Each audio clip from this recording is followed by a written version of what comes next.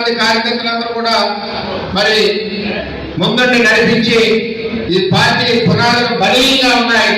ఈ పునాదులు పగలగొట్టి దమ్ము ఎవరికి లేదని మన కార్యకర్తల యోగాల పాదయాత్రలో నిరూపించడం జరిగింది. మరి అదేవిధంగా ఈ పార్టీకి రాబోయే రోజుల్లో 2047 ఏదైతే రాష్ట్ర అభివృద్ధి ప్రణాళిక పార్టీ కూడా 2047 ప్రణాళిక చంద్రబాబు నాయుడు గారు నిర్ణయించి రాబోయే రోజుల్లో పార్టీ రథసారథి నారా లోకేష్ గారిని ఈ పార్టీని ఏదైతే మన గెలుపుకు కారణమైన పాదయాత్ర చేసి ఉన్నారో ఆయనకి రథసారథిగా ఈ తెలుగుదేశం పార్టీని ముందుకు నడిపించాలని చెప్పి కోరుతా ఉన్నాం. మరి ఈ జిల్లా పార్టీ నుంచి 7 నియోజకవర్గాల నుంచి కార్యకర్తలు అందరూ వచ్చారు. మరి మనకి పార్టీకి ప్రణాళిక ఉండాలా కలవాలా, దీని ద్వారా మనం అధ్యక్షుడికి తెలియజేద్దాం.